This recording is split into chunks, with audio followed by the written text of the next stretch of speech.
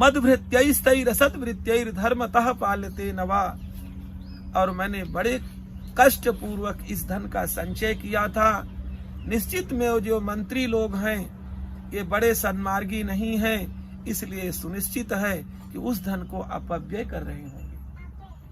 अब देखिए, कोई सोचे मैं बहुत सा धन इकट्ठा करके चला जाऊं, यदि पुत्र आदि उस व्यवस्था में नहीं जहां उन्हें रहना चाहिए तो वो भी एक चिंता का ही कारण होगा, पता नहीं क्या कर डाले। न जाने सब प्रधानों में सूरहस्ती सदा मदह। और मेरा जो प्रधान हाथी था जिसमें मैं बैठ करके अत्यंत प्रसन्नता का अनुभव करता था, पता नहीं आज वो समय पर जल पी रहा होगा, समय पर उसको भोग मिल रहे होंगे या नहीं, इसकी भी राजा चिंता करने लगे। न जाने सब प्रधानों में सूरहस्ती सदा मदा। सदा मद में भरा रहने वाला मेरा हाथी मम बैरी वसम याता कान भोगान उपलक्ष्यते। आज मेरे शत्रुओं के मध्य में आकर के पता नहीं किन भोगों को प्राप्त कर रहा होगा। ये ममानुगता नित्यम प्रसाद धन भोजनैहि। और जो मेरा सदैव अनुसरण करते थे, मेरे पीछे पीछे चलने में प्रसन्नता का अनुभव करते थे, स्वाभाविक रूप से आज दूसरों के पीछे चल रहे हैं। इसका भी कष्ट होता है, इसलिए ज्यादा पीछे भी नहीं चलाएं किसी को। तो ये ममानुगता नित्यम प्रसाद धन भोजनैहि। राजा से हम क्या प्राप्त कर लें, इस मनोवृत्ति के साथ जो मेरा सदैव अनुसरण करते रहते थे। अनुवृत्तिम ध्रुवम ते अद्य।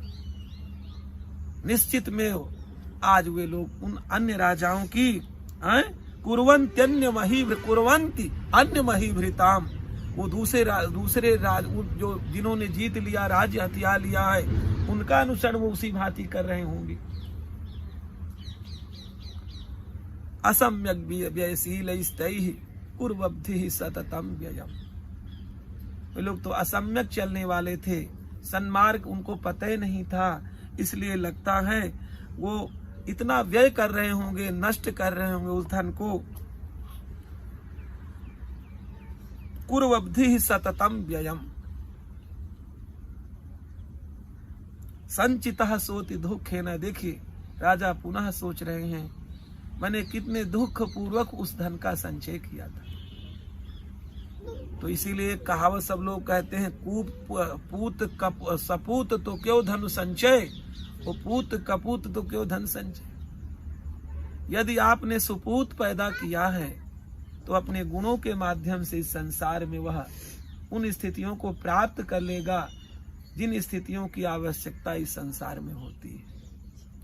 और यदि आपने पुत्र नहीं पैदा किया, कुपुत्र पैदा किया, तो तब भी आपको धन इकट्ठा करने, क्योंकि वह तो नष्ट ही करेगा।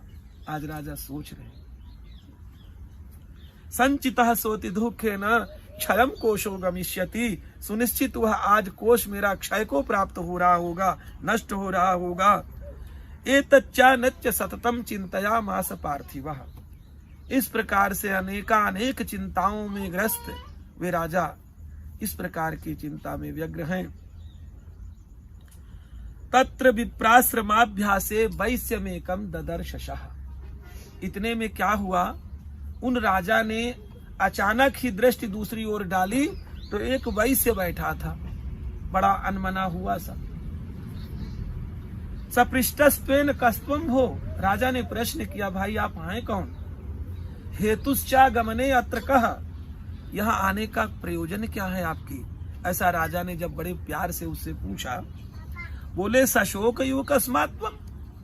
इतने शोक में डूबे हुए आप दिख रहे हैं, दुर्मना इव लक्ष्य से आपका मन इस समय बड़ा व्यथित हो रहा है। इत्याकर्ण वचस्तस्य भूपतेः प्रणयोदितम्।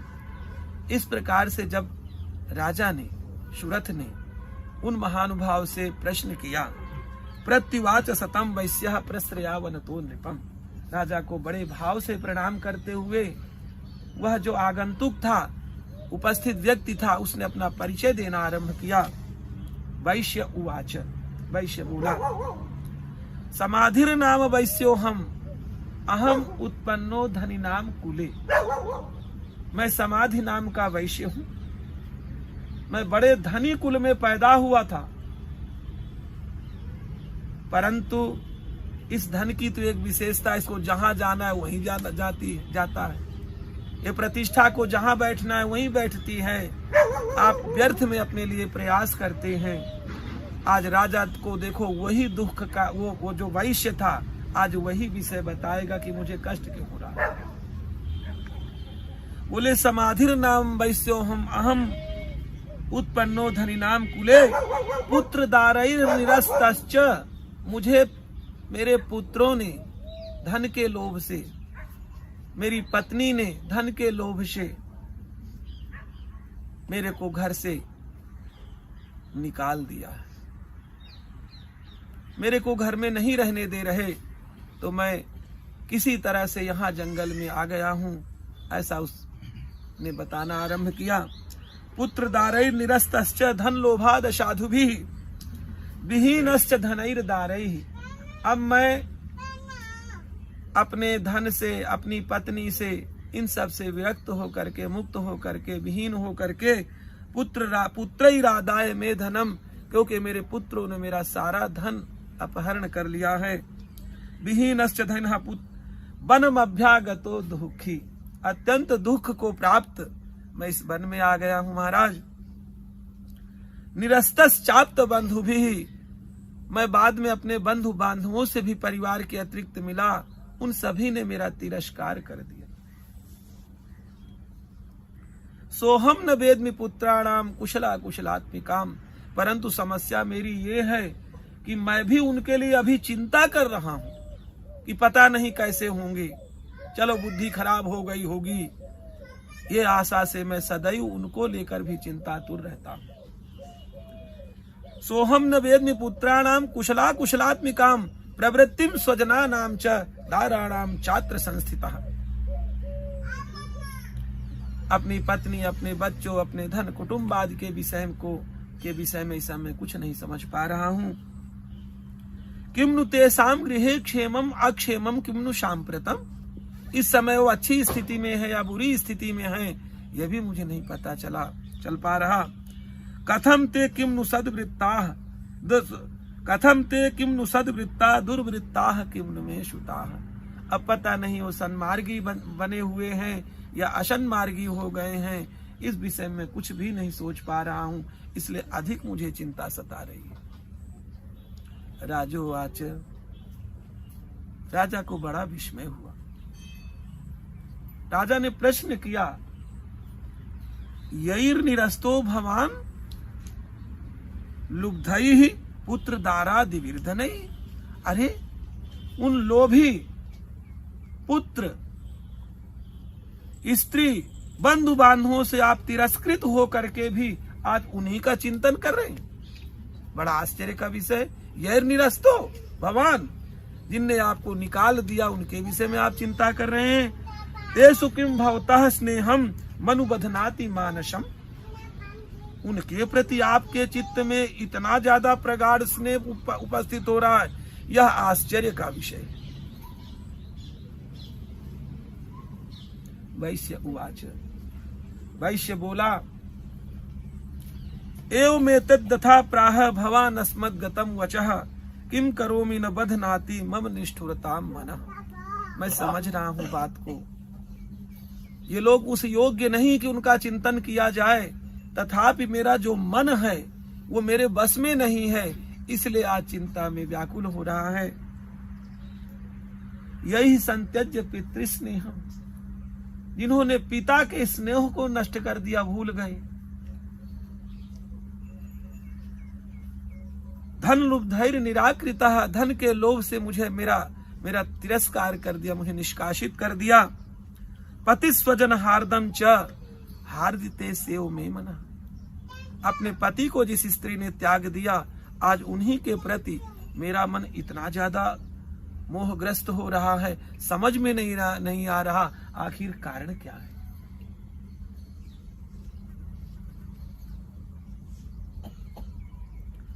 पति स्वजन हार्दम च हारिते शेव में मनः किमे तन्नाभिजानामि जानन्नपि महामते यत् प्रेम प्रवणम चित्तम विगुणेष्वपि बंधुषु।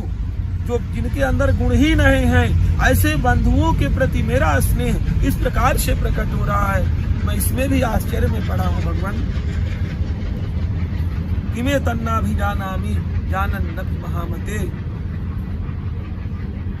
यत् प्रेम प्रवणम चित्तम विगुणेषु बंधुषु तेषां कृते में निःश्वासो दौर्मनस्यञ्च जायते करोमि किम यन्न मनस्ते स्वप्रीति सुनिष्ठुरम। परंतु ये जो मेरा मन है वो निष्ठुर उनके प्रति हो नहीं पा रहा है, उनके स्नेह पास से अभी मैं नहीं हट पा रहा हूं, क्योंकि बहुत ही इसने प्रेम किया था। देखिए, ये कथानक खाली सुनने के लिए नहीं है, ये कथानक हमारे जीवन में उतारने के लिए भी है। कितने लोगों को आपने अपने सामने, जिस उम्र में आप बढ़ते चले जा रहे हैं, कितनी स्थितियों पर देखे थे, क्या वो स्थिति सदैव उनकी रही? संभव भी नहीं है, रहेगी भी नहीं। जब तक आपका मस्तिष्क काम कर रहा है तब तक आप समझ जाओ बात को। कुछ अपने लिए भी समय निकालना आरंभ कर दो। केवल संसार के चक्र में, संसार के बिना काम नहीं चलेगा, क्योंकि उसी के मटेरियल से आपका शरीर बना हुआ है, उसी के संसाधनों से आपका शरीर निर्मित है, उससे काम नहीं चलेगा। आपको संसार में रहना पड़ेगा, सारी चीजें करना पड़ेगा। गीता जी कहती हैं, शक्ताः कर्मण्य विद्वांसो यथा कुर्वन्ति भारत कुर्याद विद्वांस तथा शक्तश्च कीर्षुर् लोक संग्रहम्। माने जैसे भ्रम में पड़े हुए लोग इस संसार में हर प्रकार की कामनाओं की पूर्त्यर्थ अपने आप को लगा करके लगते हैं, परंतु उनमें आसक्ति हो जाती है, जैसे कि वैश्य महोदय की होती है। परंतु कुर्याद विद्वांस तथा शक्तः, एक ही अंतर है। मूर्ख लोग आसक्ति भावना से इस संसार की वस्तुओं को ग्रहण करते हैं, विद्वान अनासक्त भाव से उनका केवल आवश्यकता अनुसार भोग करता हुआ और निकल जाता है इस संसार से। इतने अंतर है, क्योंकि आपने मान लिया है कि ये मेरी हैं, वस्तुतः आपका भ्रम है। इस संसार में आपके मानने से क्या फर्क पड़ता है? चिंता के लिए आपने खूंटा अतिरिक्त गाड़ लिया है, इसलिए आपने मान लिया है। नहीं, इस संसार में बराबर के जितनी प्राणी हैं, जितनी योनियां हैं, भगवान ने सबके निमित्त बराबर का सौदा दिया है। हो सकता है आपने कुछ लोगों का जो पदार्थ है वो किसी कारणों से अपने घर में लाके इकट्ठा कर लिया है। तो दान आदि यदि आप करते हैं तो कोई बड़ी कृपा नहीं करते हैं, दान इसलिए करते हैं कि आपने दूसरे का प्रभाग अपने घर में अतिरिक्त रख रखा है, इसलिए उसको देते रहो, संसार का भला करते रहो, तो जाके आपको शांति मिलेगी। नान्यथा वैश्य जी की स्थितियों में जाना पड़ेगा।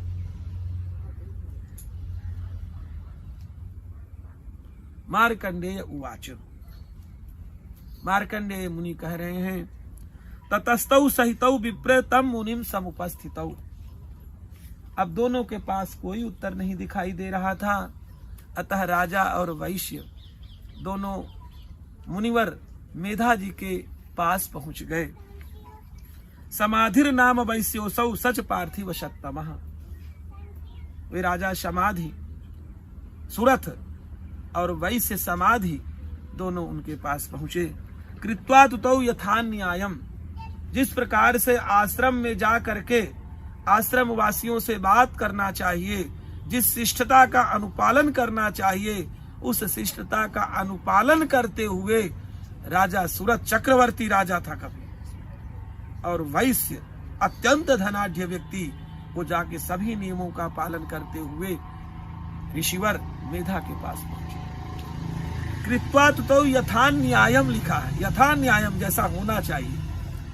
यथार्हम तेन संविदम उपविष्टौ कथा काश्चित चक्र तुर्वैश्य पार्थिवौ। वे दोनों उनके सामने बैठ गए।